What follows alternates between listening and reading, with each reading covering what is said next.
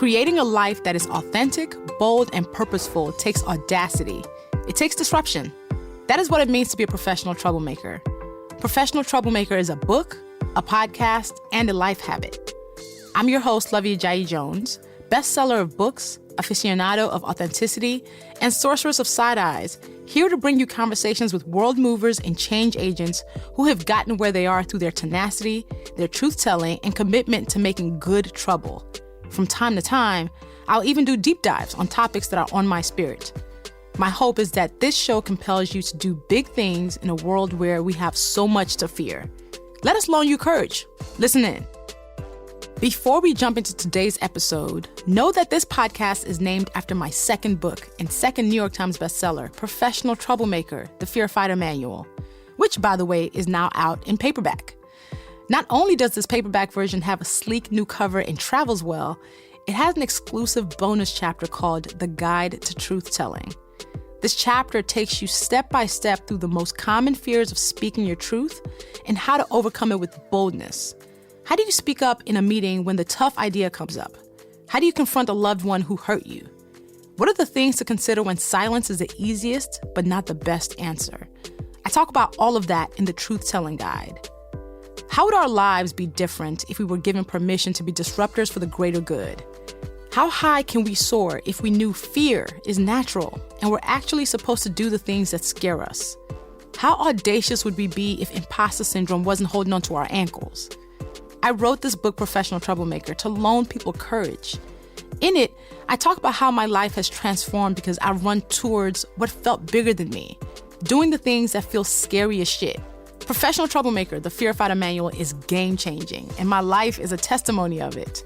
Fighting fear yields authenticity and abundance.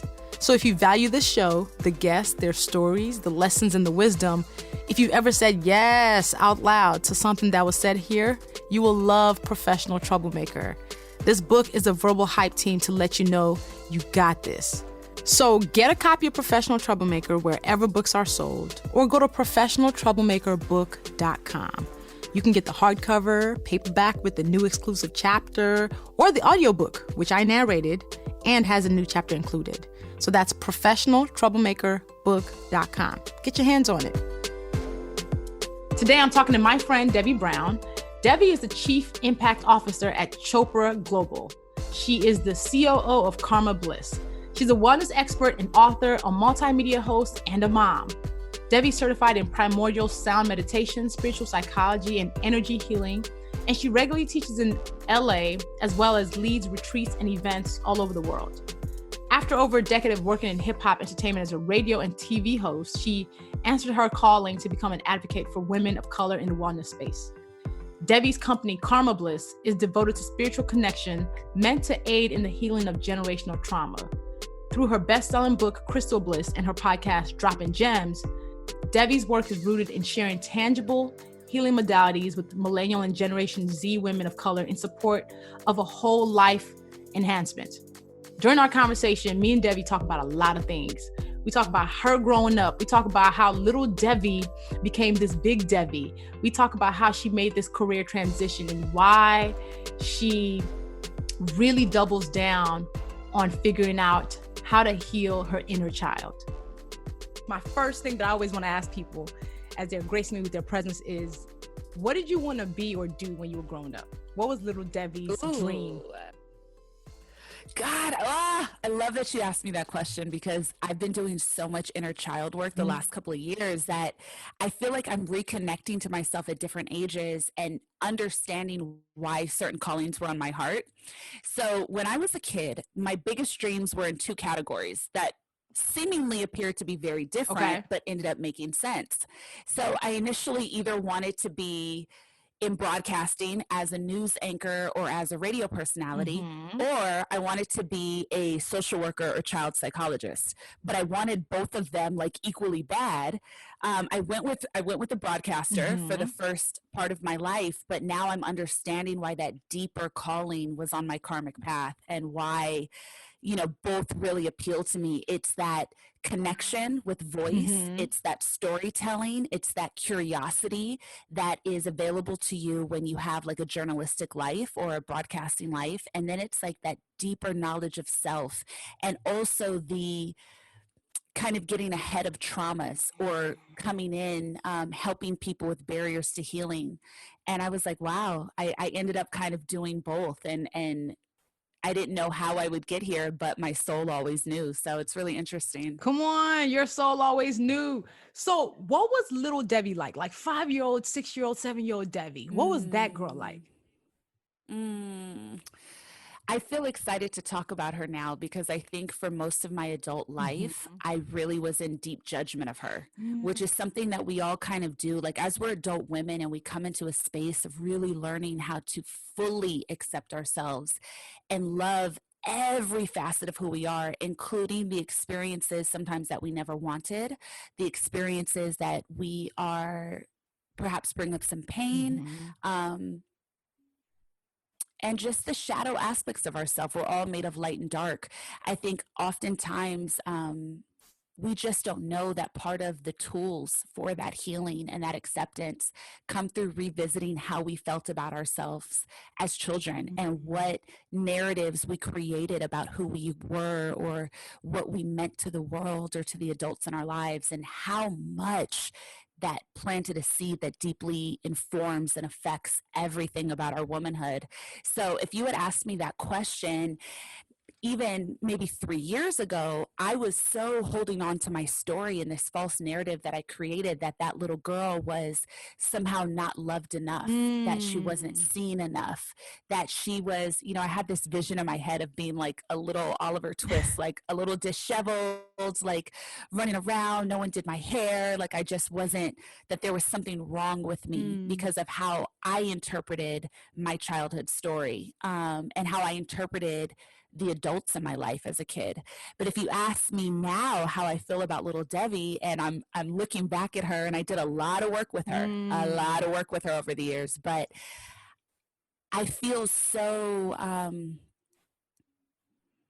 integrated with her. So when I look back at younger me, I'm able to see her radiant joy. I'm able to see how naturally wise and deep and intuitive she's always been. I'm able to see that she has always been so worthy and was so lovable and was silly and fun and like incredibly creative, and always a lover, always someone that deeply loved, felt deeply, and was really curious about so much.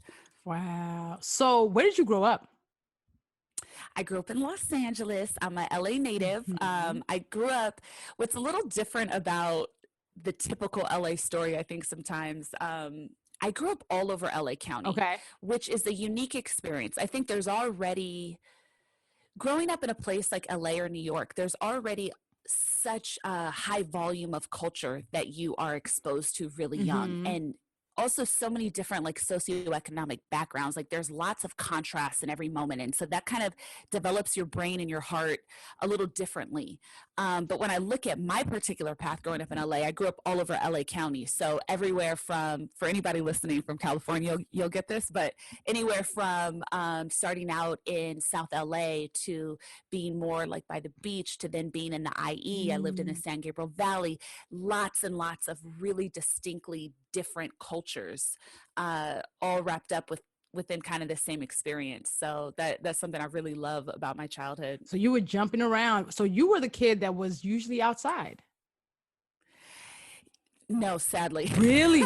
Indoor kid here. So just so you know. I was were you? Indoor kid. God. I was an indoor kid. I was definitely not the one riding bikes and jumping on trees. No, I wasn't. And for a lot of my childhood, I was a latchkey kid off and on. So my mom was a single parent. She worked really hard, but she was gone pretty much the entire day and a lot of the evening. So Mm-hmm. I was either in an after school program, or I was at home trying to lay low so that the neighbors didn't know a kid was home by themselves. Wow. So there was a lot of that. Yeah, I was I love that you called it that. I've never heard it called that. I was definitely an indoor Kid. kid. Like, I don't have no scars on my legs. I wasn't doing much. you know what? I do actually have scars on my legs, because when I was outdoors, like in school, I would totally be like, one of my most interesting scars is on my knee, my right knee. It speaks very much to who I am today. I was 6, and I was like, I'm really fast. I bet I'm faster than you. And I challenged somebody to a race. I can so visualize this happening right now. I literally challenged somebody to a race, and I was winning, and then I tripped over a rock, a sharp rock, and fell on the rock. Oh my God. Yeah, so that's how I got one of my biggest scars. But oh, little Luvvie, no. little Luvvie was just a mess. Like, I want to meet little Luvvie. Like, I imagine you, and we've had like, our own conversations about, childhood and our little selves. But it's like some of the stuff you shared with me, I'm like, she must have been such a powerful little girl. Apparently she was, actually. That's what the reflection that I get back from everybody who was around. Like, I was very much a self-assured kid. I actually just found my report card from when I was 9. Always. Yo, the note from my teacher said she is gentle, respectful, and neat. Yeah. Ooh. Yes, I found the report card last week when I was just cleaning my office. And it just speaks to this little, like, I think you and I, little Devi and little Luvvie would have been friends. They would have loved each other. Absolutely. We would have had our little necklaces with like the little hearts. With the hearts. Yes, I was all about it. All about Piece it. them together. And the indoor kidness all day. Me in the house. Once I'm in the house, I'm in the house. And I was a baby. So were you the only kid? Yeah, only child. Only child, which, it's funny because people always have so much to say about only children. Like, oh, they're so spoiled. That was not my reality. I was not spoiled at all. I wish I could go back in time and be spoiled. But it did make me someone that is like very, very comfortable with spending time with themselves. Yes. And someone that like naturally always knows how to self-investigate and self-regulate. That's big, actually. The thing that people do say about only kids is that because you were the only one, you're usually self-centered, and you don't have the perspective of what other people are thinking. But you are like, I'm literally the opposite of that. Yeah, well, it's a spectrum, right? Mm-hmm. Because it all depends on who were your parents. Mm-hmm. So everything about your child experience is crafted by the adults in your life and how they help you to see the world. I think by having like a single mom who works so hard and also was like out of the house working so much, that wasn't necessarily possible to be my reality, versus maybe if I was in a 2-parent household and then I'm lavished with attention, that would have been a little bit different. But no, listen, little baby Devi, little only child Devi, there was a big learning curve. There was a big learning curve. I see why you're wise now. You basically were like, let me figure it out and get myself together at an early age. Exactly that. Yeah. I think, you know what it is too? And I think, and I see the gift in this now. I used to probably see it as like a lacking part of my story, but now I see it as the deep gift, as part of like my karmic path of purpose, like whatever I signed up for before I got here, whatever God wanted me to know while I was here. But I had to have those experiences. Like I had to cultivate and work on that skill set so I could arrive at this moment already having done 50,000 hours worth of self-introspection and self-regulation, but I think for some of us that had, even though there's no such thing as a traditional or a normal upbringing, but I think for those of us that had some variations that felt challenging, it's like I did realize very young that I was going to be in charge of my emotional development and that I was going to be in charge of showing up for myself and feeling safe and feeling seen and heard and fully supported with some things. Yeah, that's significant. So where did you go to high school? So I went to high school in California. I went to 2 different high schools. Okay. And they were like more towards the IE, San Gabriel Valley area. And both were very different experiences, which was like the first high school I went to my remembrance of it was it just didn't seem like the adults cared as much.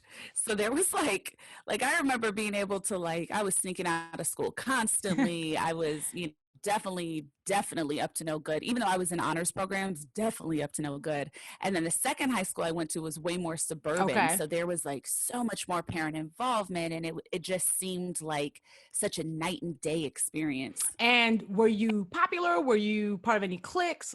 Who were you in high school? I wouldn't say I was popular, but whatever that means, but I was someone that knew everybody. Mm-hmm. So I had a lot of different friends. I always gravitated towards older.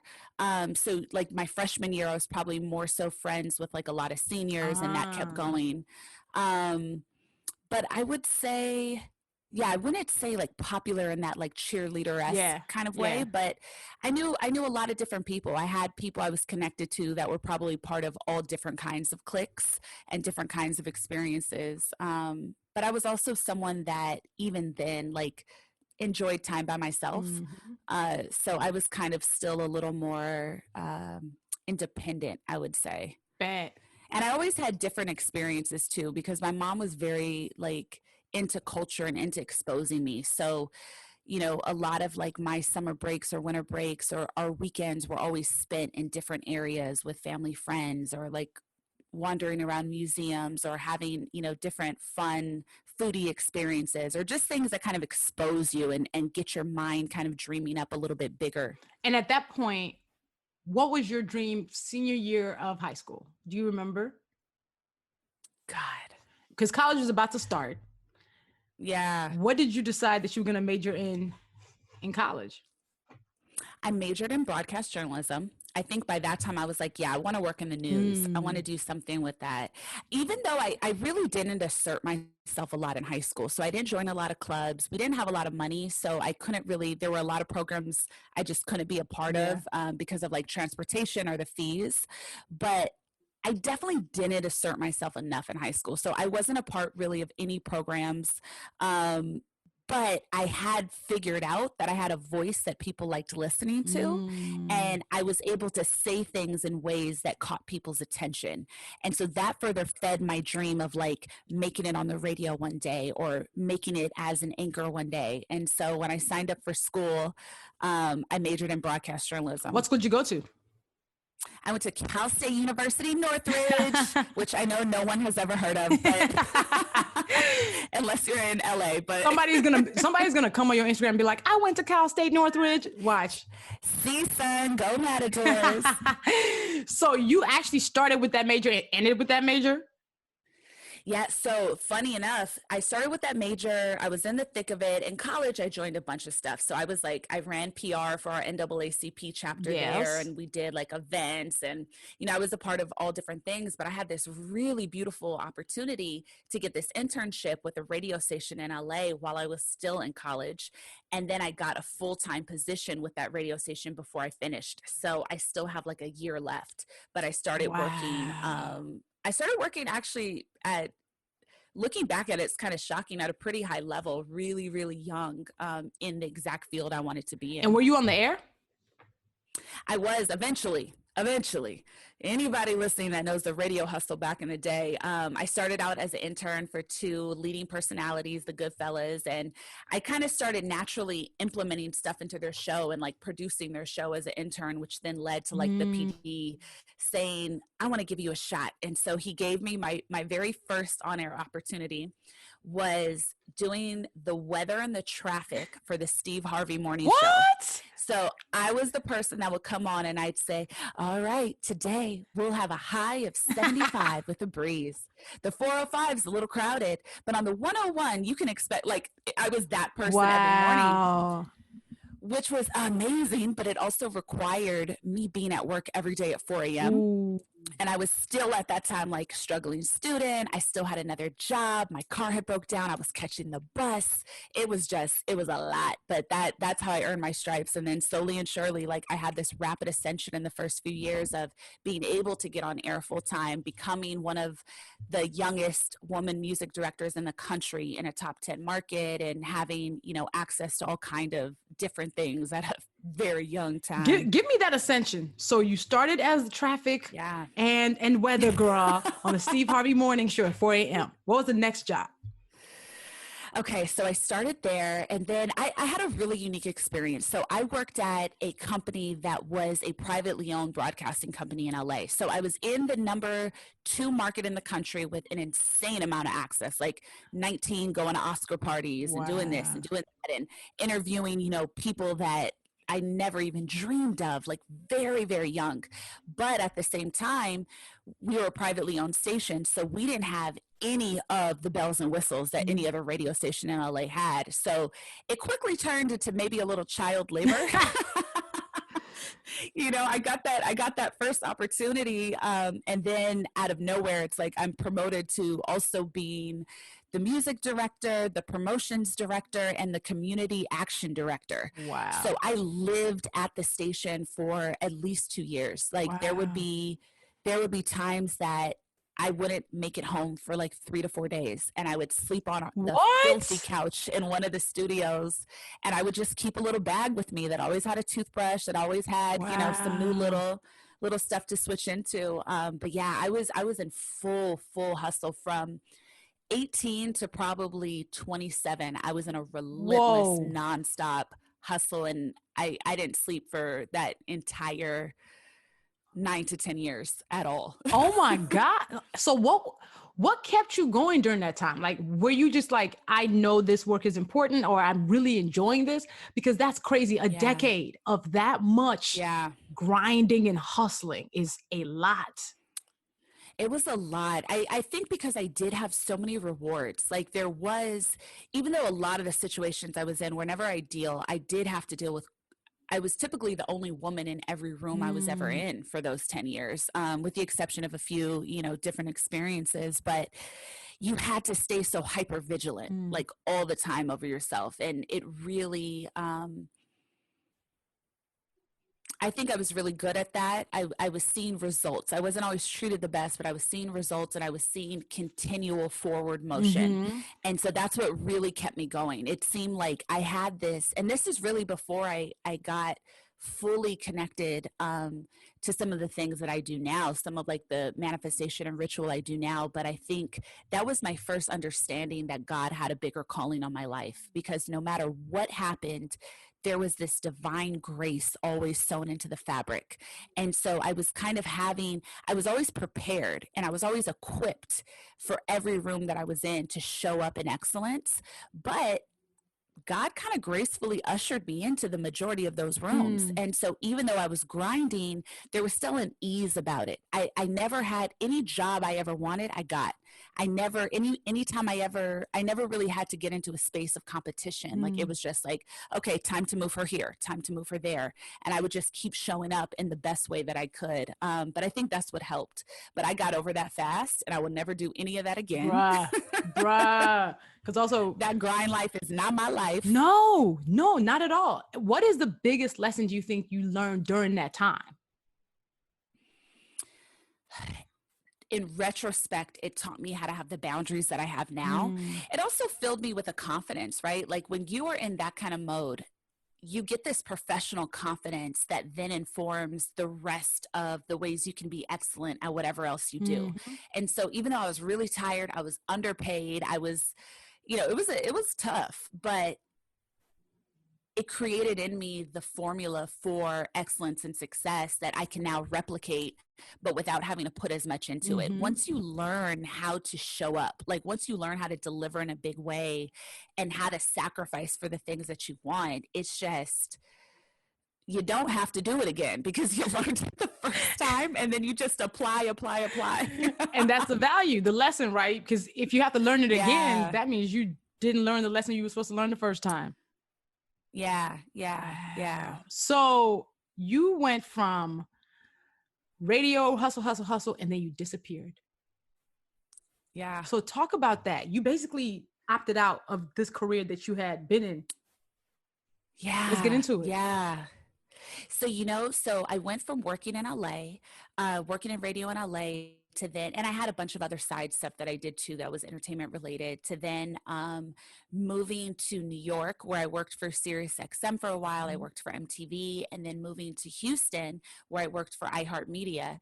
And in the midst of all that, I was still, because we are, these multi-hyphenate, multi-dimensional beings, the personal side of me was also really beginning to do some of that deeper excavation of self. So I was really, especially as I had moved across 2 states completely by myself, not started over because I went there for a great job, but you're rebuilding. And in that comes so much restlessness. In that comes so many opportunities to figure out who you are and what you're made of, because your distractions become fewer and the friendships and the connection are a little more sporadic.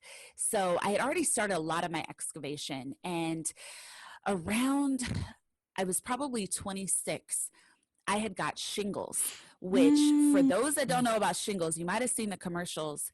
It's something that lies dormant. It's a virus that lies dormant in your body when you have the chicken pox. So each one of us has it inside of us. But if you get it, you don't get it until you are usually in your 70s. It's something that usually happens when you're much older in life, but it is incredibly painful. Incredibly painful. You break out in these like rashes or hives. It felt like someone stabbing me with a ice pick that had been in the freezer, and it affects your nerves. It was really, really challenging. And when I went to the doctor, she was like, "Girl, you are 20, 25, 26. How you're doing too much. Like, this is 100% caused by stress." So that was my first real understanding of how we experience ourselves, how it manifests in our outward, sometimes as disease, or sometimes how we choose to take up space in the world. And so that kind of made me start really slowing down and really looking at different things. And that's what eventually led me to my first meditation retreat, where I learned how to meditate. I learned how to be with myself. And that changed everything. Once that seed was planted inside of me, that there was more, that purpose was not my job title, that my mission in life, the calling on my life, had nothing to do with my job title, which I can't stress enough to people, because when God created us, there were no jobs, right? Like, when God created us, there was not career, there was not even language.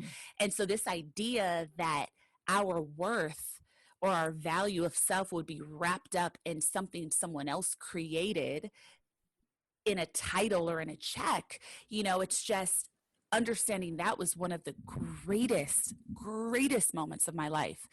And from that, I just knew I was being called to share this information. And so when this kind of happened, this is right before the big bang of wellness happened that we see now. So there were not wellness Instagram pages. There were not like easy access to this stuff. Like, you really had to forage. Like, you had to already know you were on a spiritual path to gain access to any of the things that we can now scroll and see within seconds.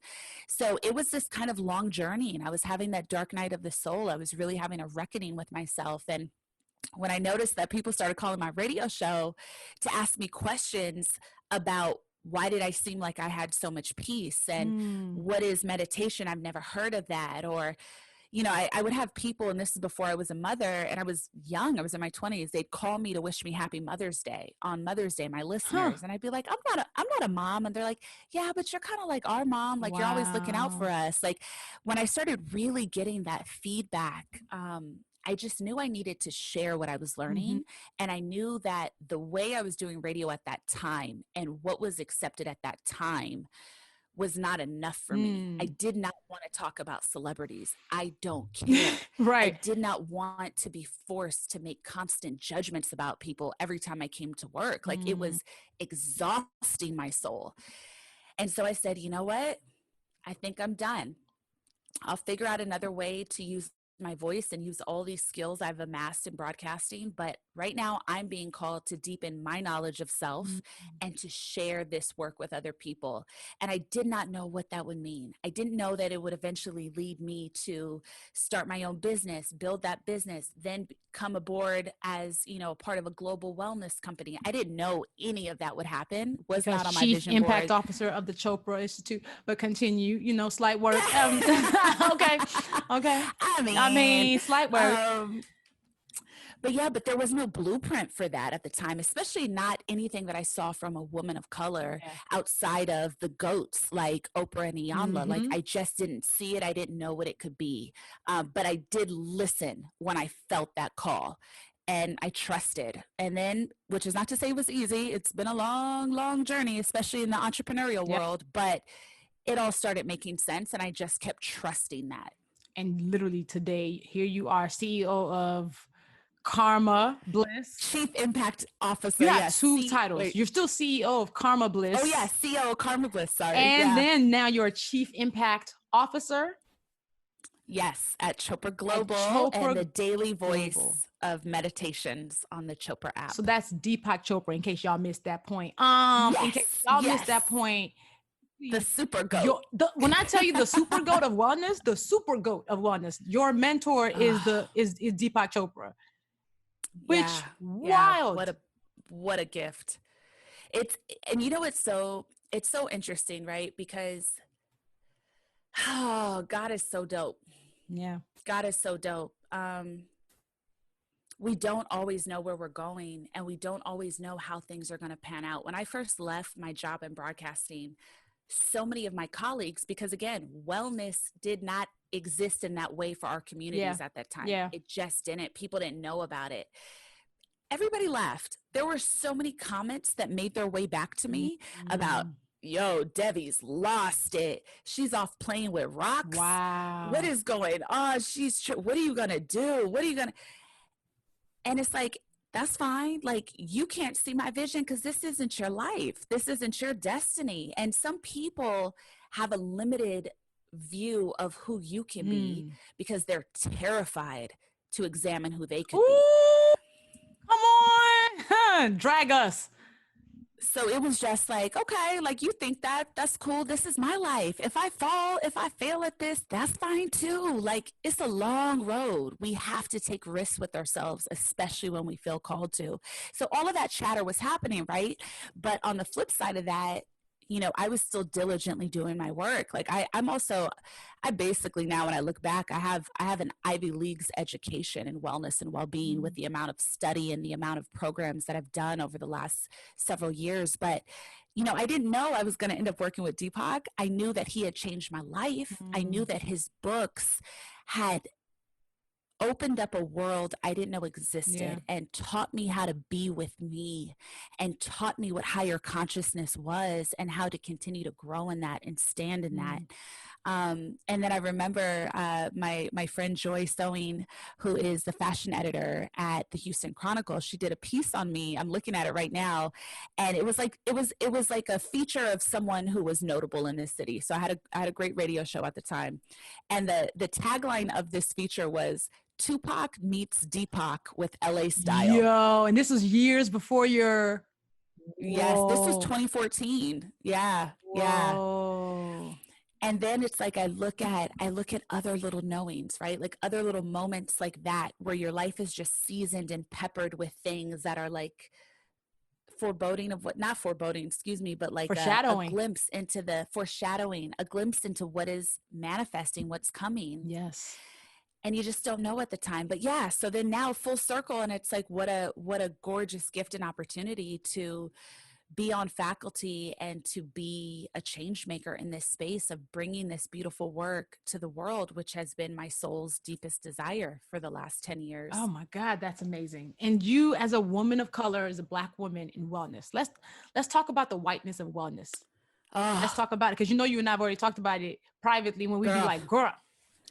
And it's so funny because we went on one day, and this is before, like, I think right now there's been this boom in really speaking out against this, about the whiteness of wellness and the colonization of mental health spaces. Like, that's happened in the last couple of months.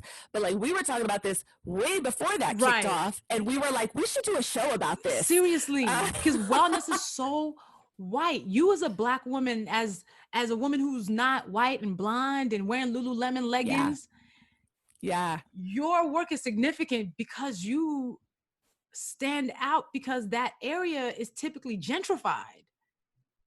Yeah, it's you know what, and you know what I've come to find, because a lot of the work that I do that I'm really interested in is specifically in the dissolving of trauma for women of Mm. color. Intergenerational trauma, we refer to it as generational trauma, but really coming in and teaching tangible tools for dissolving those barriers to healing that we have in front of us that are due to the very obvious systemic racism, capitalism, and also due to colonialization, and the profound effect, especially here in America, generationally, the burdens that have been placed on us and the path of forced resilience that Black women specifically, and also really all BIPOC women and people that have come to this country, like what we've experienced. It's this path of forced resilience. It's this path of servitude, this idea that love has to be earned, this idea that acceptance has to be earned. You know, these are all of the things that kept us out of those spaces. And so when I really think of those worlds, you know, obviously any program I ever did, and again, I can't stress this enough, this is before the big boom happened. So talk about being the only in the Yeah. room. Not only would I be the only person that looked like me, but I was the only person near my age. At that time, I was in my 20s. So there were no really millennial women, but no Black millennial women in any of these rooms, not one event I went to, Wow. not a single certification program that I've ever done.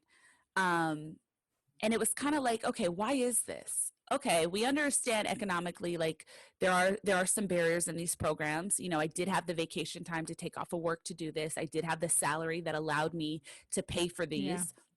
But that's not it, because I know a lot of women like me, you know, that have the same means and the same ends. Yeah. So what else is it? And the more that I really investigated it, there was this spiritual narcissism that has existed within the wellness community. So there's the obvious barriers to healing that we face, like generational trauma and like complex post-traumatic stress disorder. But then there were these spiritually narcissistic glasses that it's easy to find yourself wearing. This is not I'm not condemning anyone. I'm not judging anyone. It's easy to wear these if you don't have experiences outside of your own and if you don't have people near you that have other experiences. But in the spiritual communities, you know, it's often taught, which is very true, that we have this spiritual curriculum, that we have this life path that we signed up for before we got here to return to our wholeness, to learn whatever lessons were necessary. And so when you teach through those lenses, it's easy to discount all of the extra trauma that non-white people face, because you wrap it up into this thought process of, well, your soul signed up for that. Well, God must have wanted that for you as part of the way you needed to learn. So don't question it, just do it, right? So easy to say from a privileged standpoint. But if you're somebody that already has that spiritual curriculum that you came to earth to learn, and then you are also confronted with a barrage of post-traumatic stress, of complex post-traumatic stress, of systemic racism in every turn, of an ideology and a society that built into you this seed of worthlessness, on top of the other challenging experiences that we all face in this human condition, well, you have to deepen your work as a teacher to be able to speak to that. You have to look to research and educate yourself on other experiences and other barriers so that you can show up in a way that allows for a safe and supportive environment for non-white people to enter into. And I think that that's been the deeper problem. It's not just that, you know, so many communities of color are deserts for many things, from technology to healthy food to wellness and well-being and mental health services. But it's also like so many of these spaces, these mainstream wellness spaces, they are deserts to deepening their own knowledge of spirituality and learning how to divinely translate it in a way that is able to reach more people that don't look like themselves. Ooh, come on. I love that. And you talk about spiritual bypass and toxic positivity, and that's part of it. You know, when you follow all these white wellness people, they're like, you can do this thing. And none of it is speaking to what you're saying. The trauma of being Black and being woman, being Broken marginalized, family structures. all of the Yeah. things and all of the arrows that we face. So you're in these rooms, you're seeing all this work that is not reflecting the real experience. And people are seeing Yeah. wellness as like, oh, the crystals are woo, woo, woo, Oh my to the point of gosh. the Yeah. Tupac plus Deepak of you. You are at the intersection of making it real. Like, as you talk about the crystals and the meditation and how Yeah. this looks like, you are also a real person that shows what it looks like in practice. Yes. Thank you. Yes. And that's significant. That's huge, because a lot of people feel like wellness is outside of their reach. It's not accessible. Yeah. Yeah. And you know what's interesting? I think, Luvvie, especially for our community, it's multiple things. So it's one, it not feeling organic and not feeling easily accessible, us not having backgrounds that necessarily peppered us with little glimpses of this world to make it feel more comfortable. But also, there is a toxicity that an enmeshment that exists in a lot of our family structures and in a lot of our belief systems that makes you think you have to go through another person to get to God. Come on.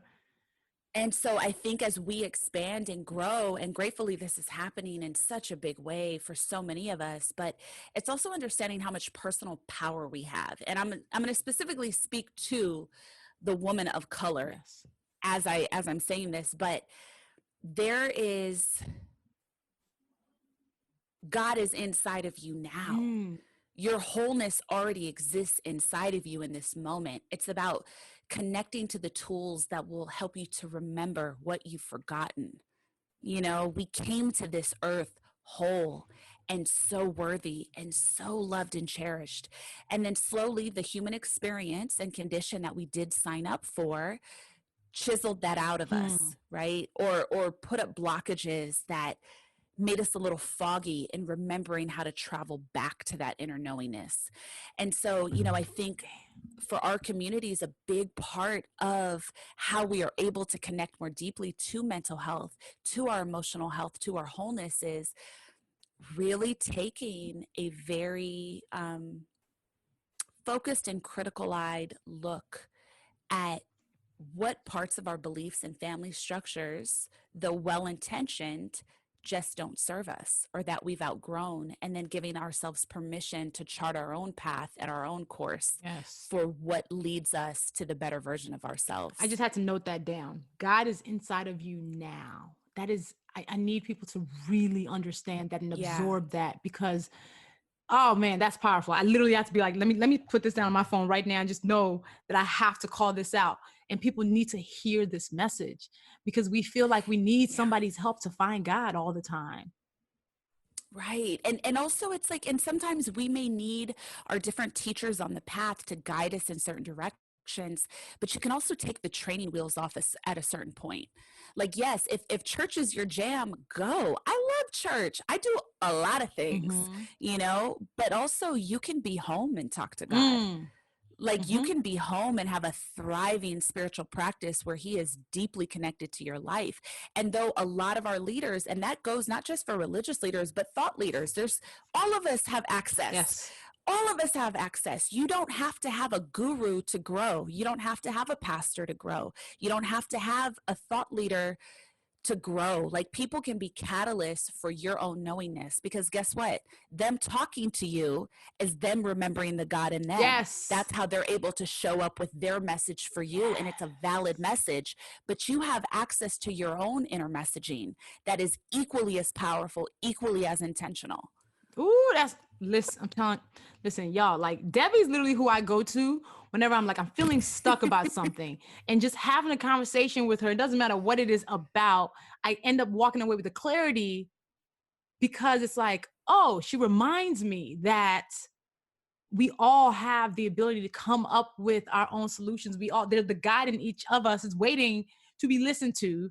And because we're going, we don't typically stop and say, okay, I hear it. Yeah. Because you know what too, Luvvie? And first of all, girl, I'm so grateful for you. And thank you for that. Because You are just everything. And I'm always sitting Luvvie like, I need business advice. I'm like, call me, girl. Call me. Can you teach me how to do this? No, but and I think too, to the point of what you just said, the barrier to us remembering and having access to that divine GPS that leads us home is we are so rigid and so uncompromisingly hard on ourselves. So when we think to ourselves, because even in us saying that, right, there's somebody listening that says, well, some people can access the God in them, but why can't I? Something must be wrong with me. That's the inner story that they've told themselves already just from listening to that 30 seconds, right? Yes. And so the way to get to that inner God voice that all of us have inside of us that is equally powerful in each of us, it's learning how to be gentle with you and learning how to stop judging yourself and to forgive yourself in moments that you're in judgment of yourself. And I'll say, like, honestly, Luvvie, like, full transparency, like, I've been on this path in a pretty deep way, a very magical, interesting way for the last probably 10 years, but also my whole life, just by nature of my childhood and, some of the character traits that were forged in my karma over lifetimes. But the last couple of years is when I've done some of the most difficult, darkest, but powerful work on my spiritual growth. Even though I had tools, right? Even though I had thought I had done a certain amount of healing already, there's always more.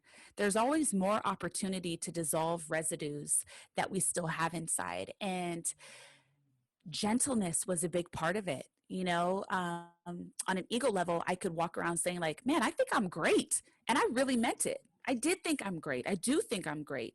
I was looking at my life, on paper, and it's like, damn, girl, you did this, you did this, you did this. You're a good person. You're friendly. You have lots of friends. Like, yeah, you're great.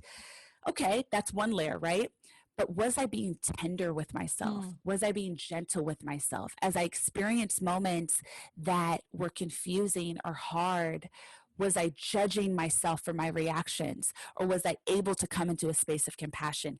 That's what I've been cultivating the last few years, and that is what makes all the difference. That's what's given me access to God right now in a way that I never had him before, because it's so hard for him to talk to you when you are being so disrespectful to yourself in different ways.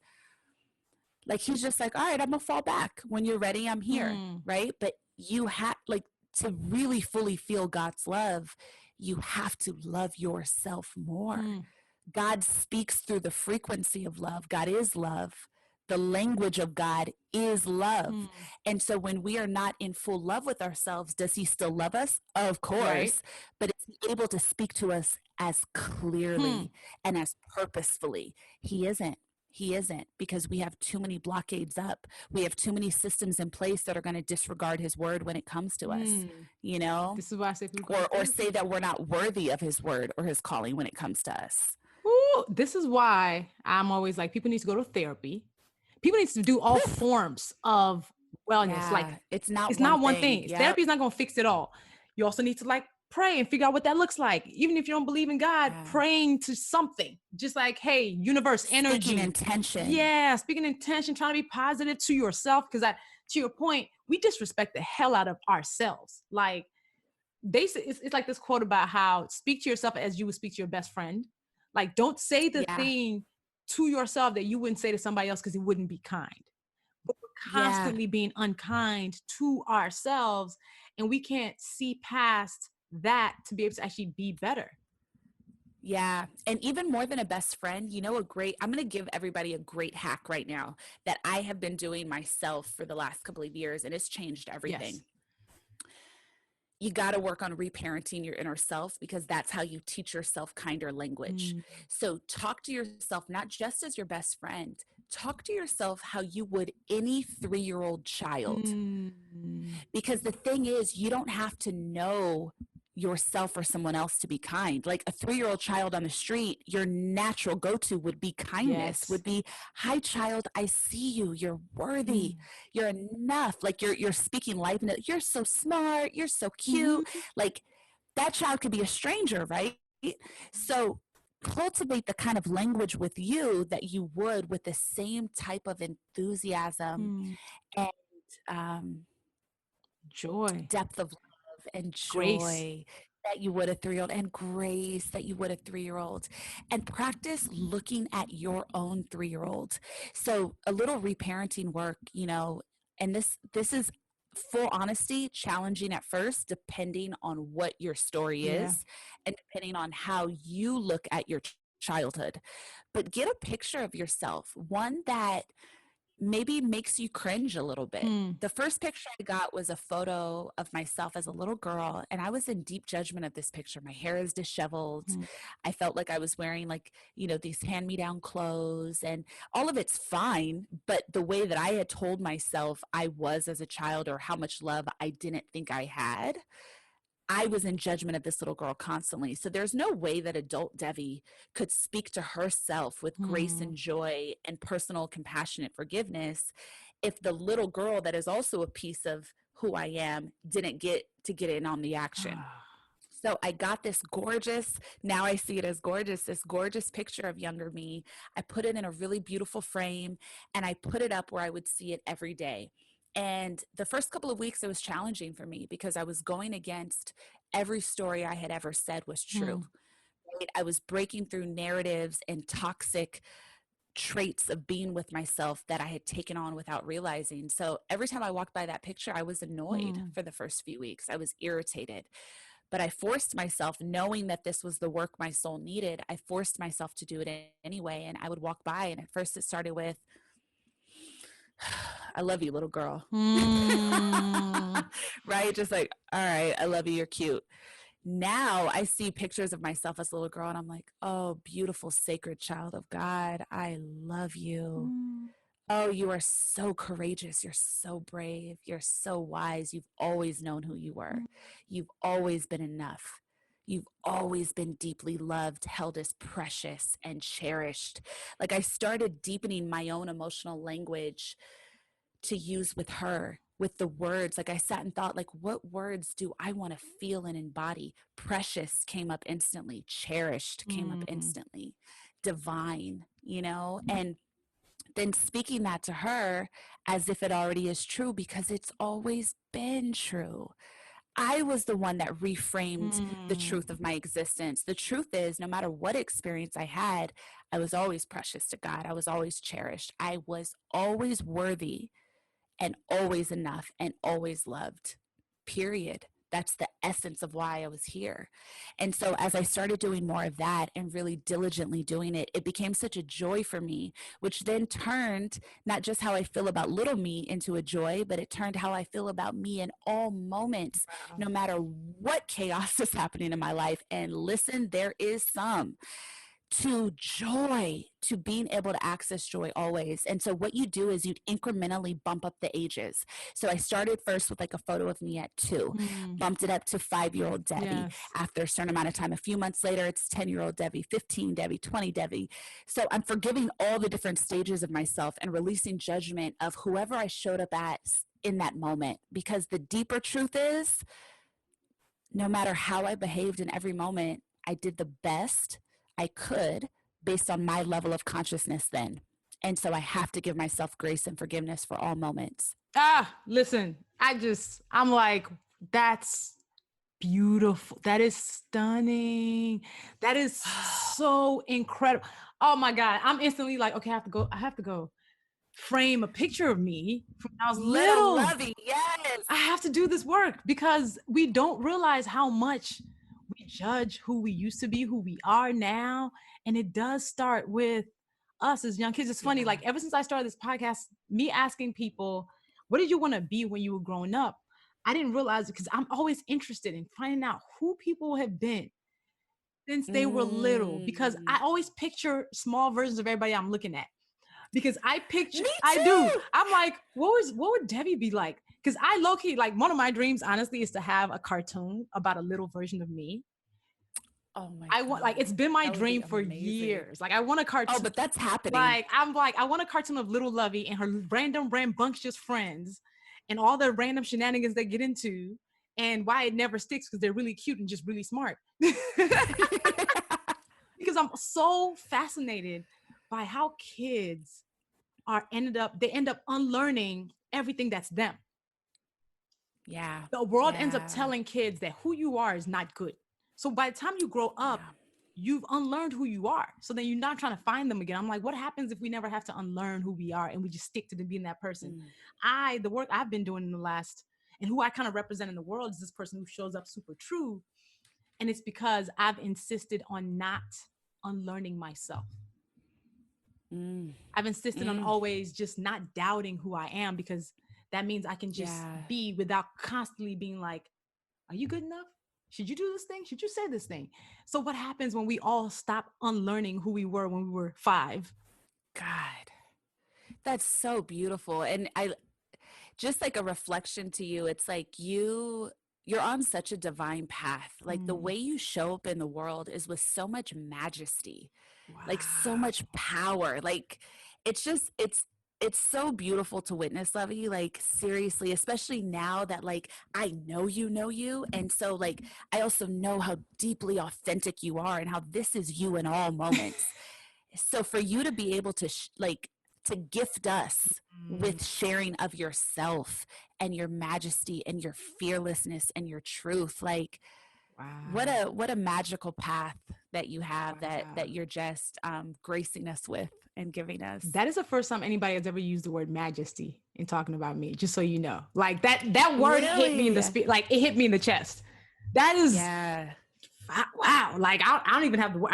I'm stumped. Like I'm stumped. I'm over here like, holy shit. Because you were like we are ushering in a new era of womanhood. And it's like, is life crazy right now? Like, I mean, yes. Like none of us are going to get an A on the pandemic. Like we are all challenged and struggling in a certain degree.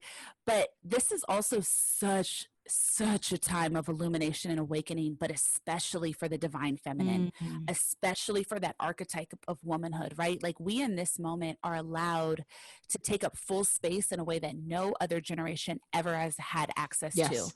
And we're able to be multifaceted. We're able to be multidimensional. So it's like when I see you, I see that radiance. I see that majesty while also being deeply in power and also being soft. It's like you have your powerful presence on stage. You have your powerful tone and language as best-selling author. And then also we get to see these photos of you so soft in your wedding dress, like so loving, so elegant. Like those photos of you, I was like, what? You're a whole sex symbol in these streets. We gotta give them layers.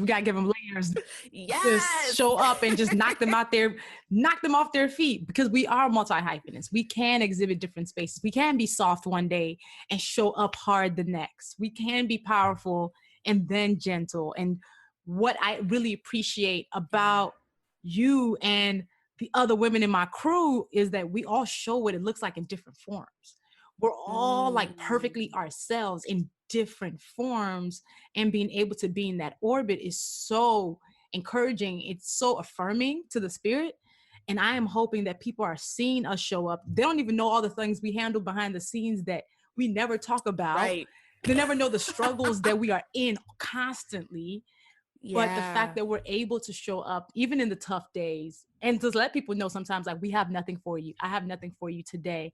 It's powerful. And I'm really, it's a gift. It's like one of the gifts of my life to walk in this time and playing with you. Like it is one of those acute realizations when you're living in a time that's so magical, and knowing that you are walking amongst saints and like deities is actually kind of wild. Wow. And I'm like, I thank God for always bringing the spirits to me who are supposed to walk alongside me to give me the power when I don't have my own power. And you're one of those people.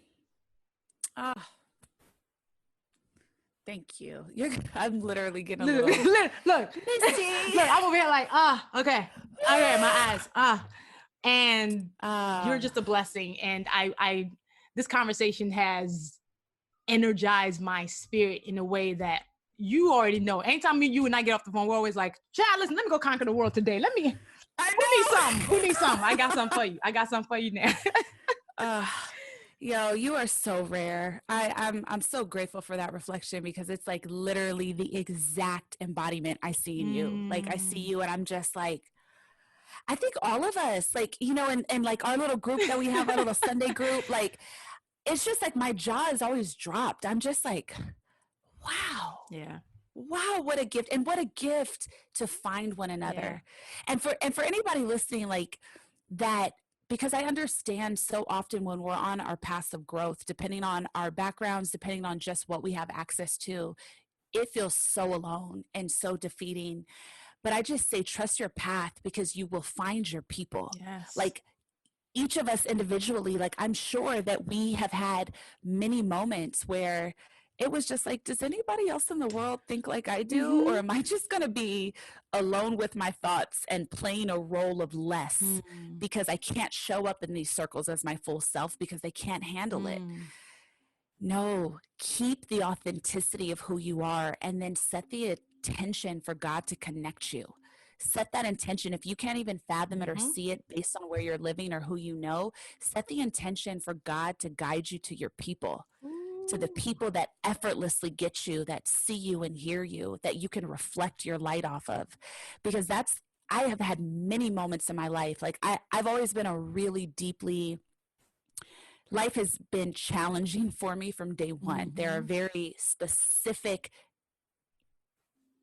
experiences in my life that have repeated very often until I was finally able to face them, that were profoundly painful and challenging. But even in that, and we all have our stories, because I still had this natural enthusiasm about me, people always assumed that, oh, she's always happy, or she's always like the thing people used to tell me when I was younger, why are you always smiling? You always got a smile on your face, right?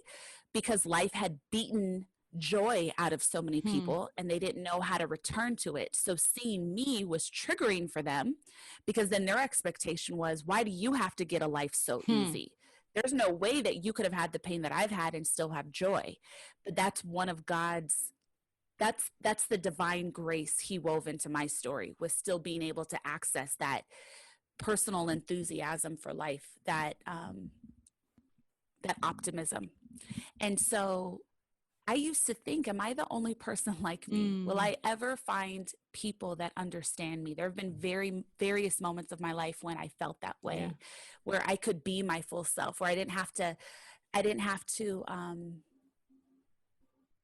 I guess, code switch to unhealedness, right? Yeah. Like where I didn't have to downplay myself or my gifts, or I didn't have to speak with an essence of misery so that I could get along with everyone else in the conversation. Like now, and as conversations that you and I have, and you know, some of our circle has, it's like I can get on a call and be like, oh God, this profound challenge is happening in my life, but wow, I feel joyful. Yeah. God is still good. Look at what's showing up for me. Look at what I'm getting. Look at what I'm doing. Look how I feel about myself. Like, you know, so anybody listening that maybe is hearing me and Luvvie, like, just reflect off of each other. That is available to you too, but you do have to make the conscious choice. You do have to shed what doesn't serve you, and you do have to believe in your own authenticity and truth, and really stand in that, whether other people get it or not. And that you are worthy of love in all forms, love, friendship, community. And actually, so before you go, for those who are listening, Devi has a community. So if you're constantly looking like, where's my tribe of people who are also on this path of like, I got to get my life together, I got to do this inner work, Devi recently created the Karma Gang. Yes, thanks to Luvvie. Thanks to Luvvie stitching me up. We did this Divine Timeout Challenge that was right at the start of the pandemic. It was a 19-day guided self-care challenge, because the deepest part of my passion is teaching people self-care in real life. I'm not talking about, you know, the rainbows and the puppies and the bypassy positive talk. Like I'm talking about self-care in the sense of, let's excavate, let's pull up our demons and our dragons and look them in the eye and love ourselves deeply. and experience all the facets of our stories and who we are and dissolve what doesn't serve us. Let's set healthy boundaries. Let's say no when we need to, right? Like that's the deeper parts of self-care, is like knowing you are love and you can demand your joy in your life.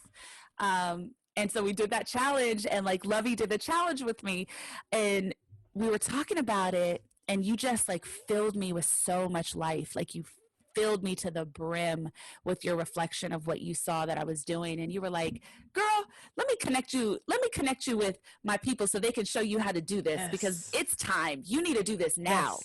And so because of Luvvie, we started Karma Gang, which is karmagang.org. And we have a gorgeous community there. We have 2 different tiers. So if you want to come and have a love fest and be connected to incredible other women who are on this path and filling one another with positivity, we also have activities and we have different resources that I share on there. You can join that for free. And then we have a second tier where we do some of the deep dive. Yes. So if you feel so called, that's available to you too, if you're ready for the path of mastery. Yes. So those of you who are already in Love Nation, it's the same type of platform. Karma Gang, you join in there, pick the one that you think is worth. And I actually, honestly, I want to cue up my audience to this. People are not used to spending money on stuff because now everybody's like throwing out content out here. Put your money in the spaces that will fill you. Put your money and invest your money in the people who show up authentically.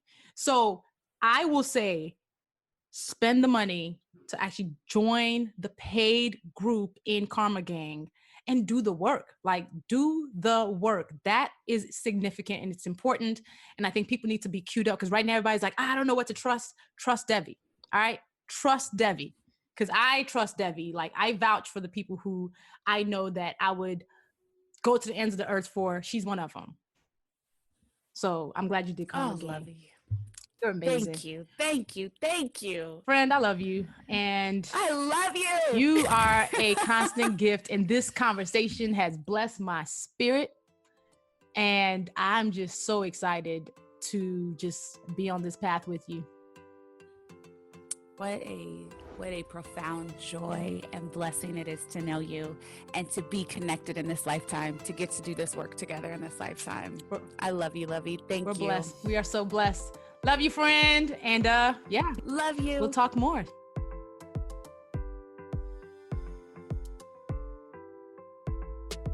Yo, Devi is just this magical unicorn, and I'm so glad that she was on to share her noir pixie dust with y'all. She's constantly blessing my life with all types of like ancestral wisdom. You know, one of my favorite quotes from this interview is about how God is inside of you now, and I hope you hold on to that. Y'all be sure to follow Devi Brown on social media. She is at DeviBrown at Devi Brown on Instagram. And check out her podcast. She has one. It's called Dropping Gems. Could not be more accurate. All she does is drop gems, okay? And also check out Karma Gang. It is worth your investment. Go in there, do some work, have somebody hold you accountable to some well-being. Be around people who are committed to being elevated versions of themselves, and just support whatever Devi's up to. If you loved what she said on this podcast, please go show her and shower her with love all over her social media. Let her know that they have heard her and are holding space for her and are encouraging her and affirming her dopeness. All right. Thank you for tuning in to another episode of the Professional Troublemaker podcast. If you loved what you heard, make sure you subscribe to Professional Troublemaker in your favorite podcast platform. Apple Podcasts, Stitcher, Spotify, wherever that is. Leave a rating with a 5-star review. Your insights and comments help us gather more professional troublemakers into our community. And go to textluvvie.com on your phone. That's textluvvie.com. And text podcast. Join our tech squad and talk directly to me. Let me know who you'd like me to be in conversation with, or what topics you want me to do a deep dive on in a solo episode. Until next time, make some good trouble.